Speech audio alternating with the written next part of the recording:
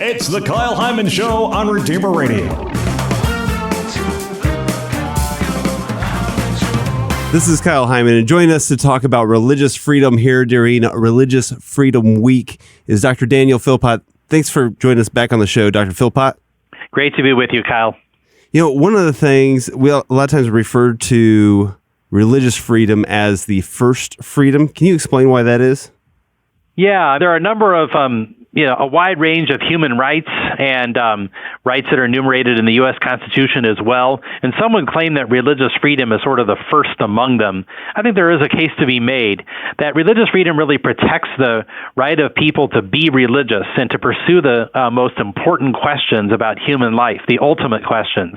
You know, where do I come from? Where are we going? What is the source of morality? And that sort of thing. And because of the ultimate nature of these questions, one could say these are the most important matters of human life.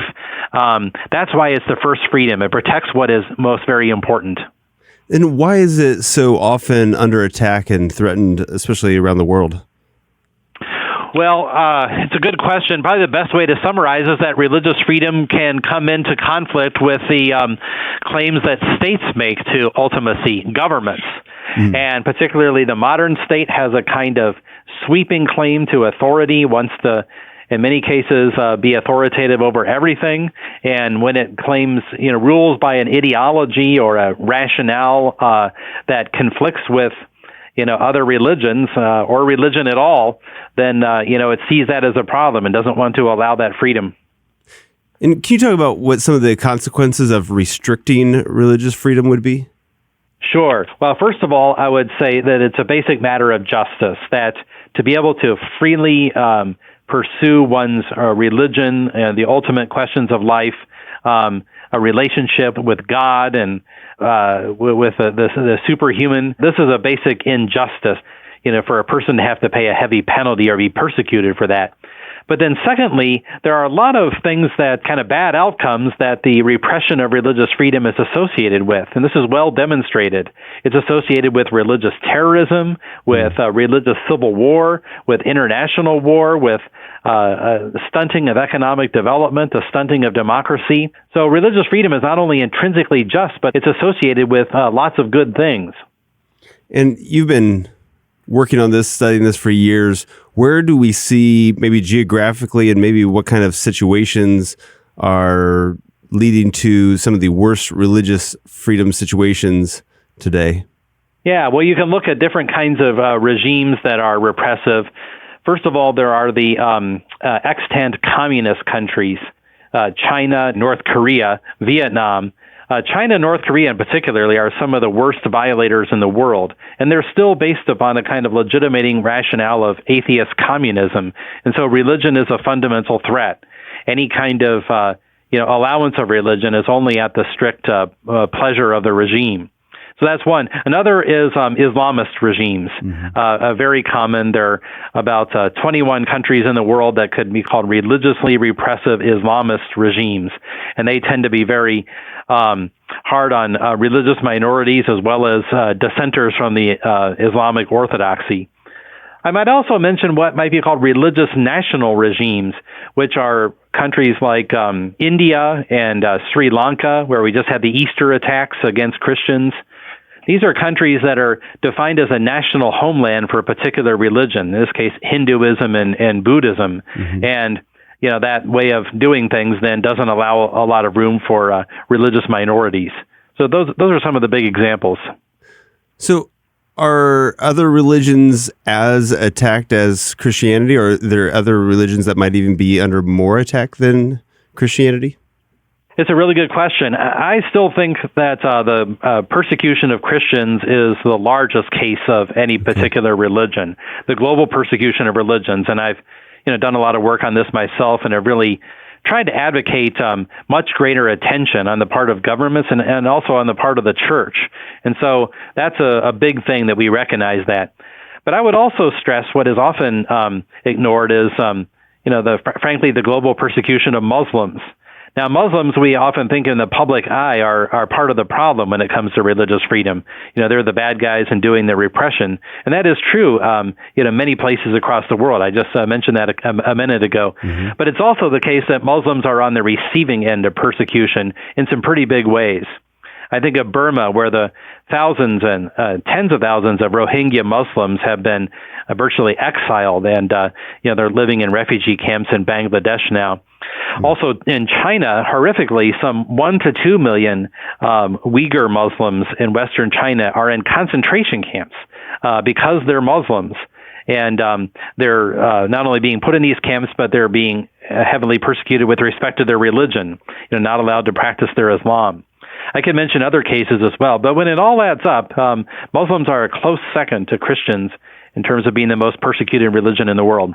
But then you also mentioned a lot of Muslim countries are doing a lot of religious persecution against other religions. Is that directly tied into the faith, or is it people operating outside of the faith, or where does that come from?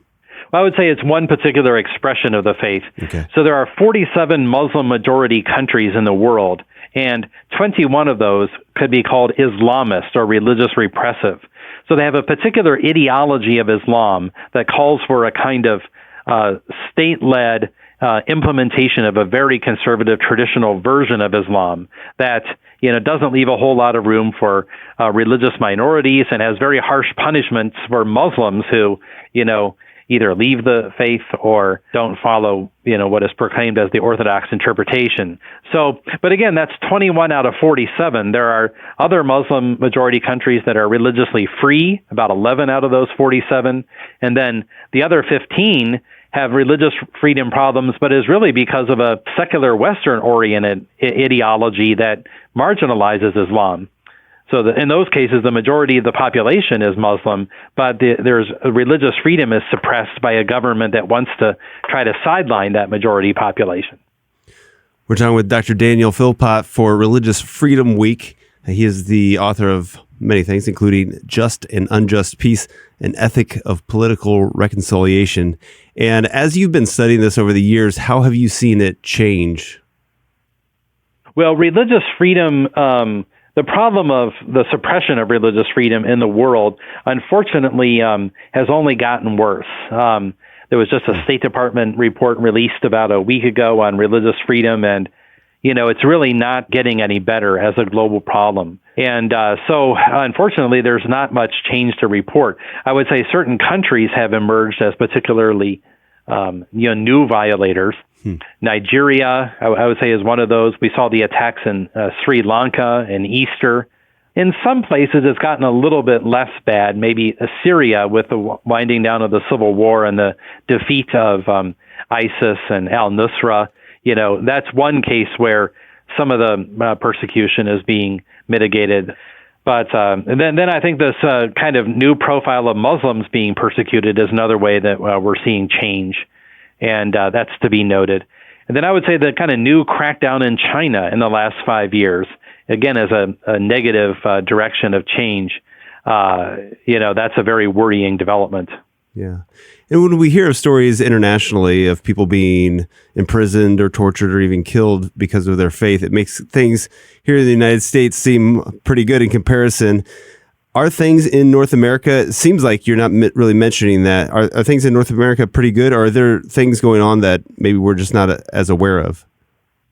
Sure. Well, I would, in fact, point to new problems, both in the United States, but also in other Western countries that have emerged in the last 10 years or so.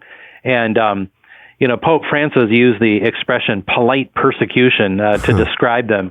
And I would say, it's not, I hate to use the word, just persecution without any adjective, because people aren't being tortured and killed and that sort of thing. And so we want to be careful to make that comparison.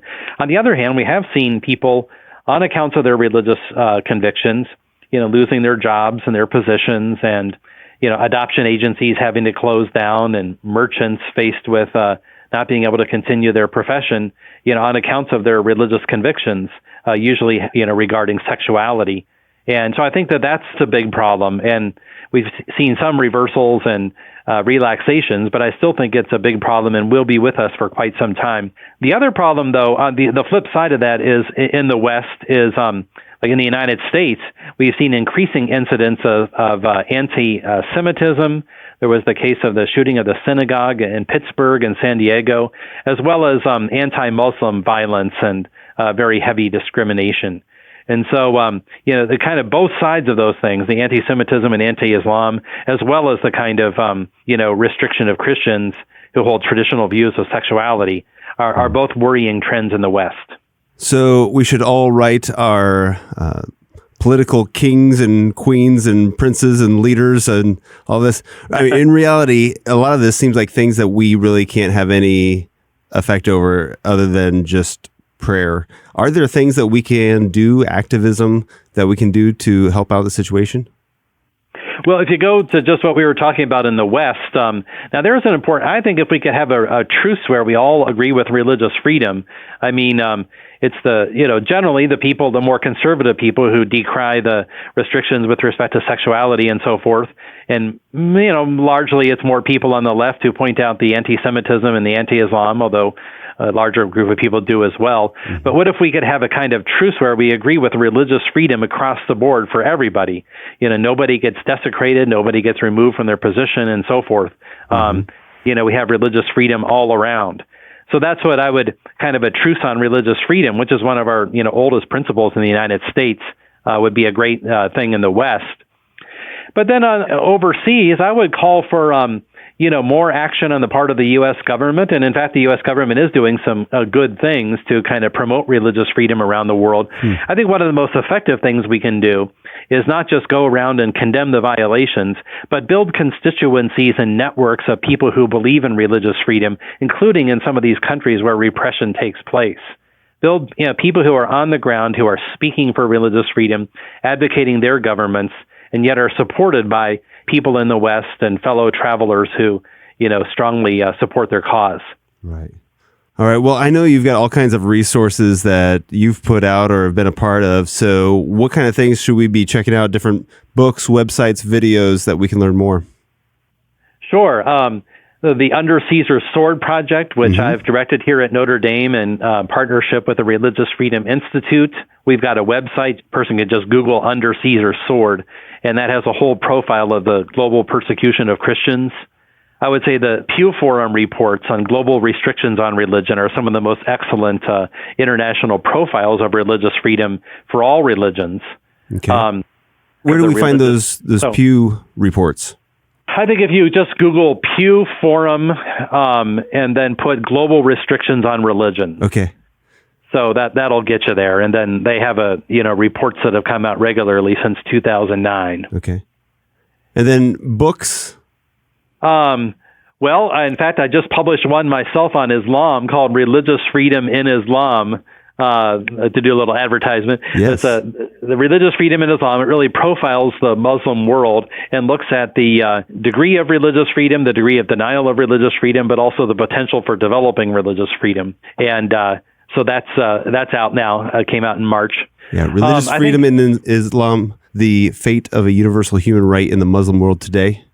Yes, that's right. Yeah. Yes. And I would also, the work of John Allen, who writes is editor of Crux, is fantastic. He wrote a book back in 2013 called The Global War on Christians, also just does regular pieces on the website Crux and on religious freedom all over the world. He's one of the best people for really keeping track of it that we have. One other great book that I would emphasize is one by Robert Wilkin on religious freedom in Christianity. And he shows that religious freedom really goes back to the early church, that it's not just a recent cause, but that it has roots in the earliest times. And I think it's really important because one of the criticisms of religious freedom is that it's kind of a modern Western sort of thing. But Wilkin shows that this has very deep roots in the Christian tradition. All right, well, I'll make sure to gather all these links and put them in the show notes as well so people can find those. But thank you so much, Dr. Philpott, for joining us. Appreciate it. Thank you. Wonderful to be with you, Kyle.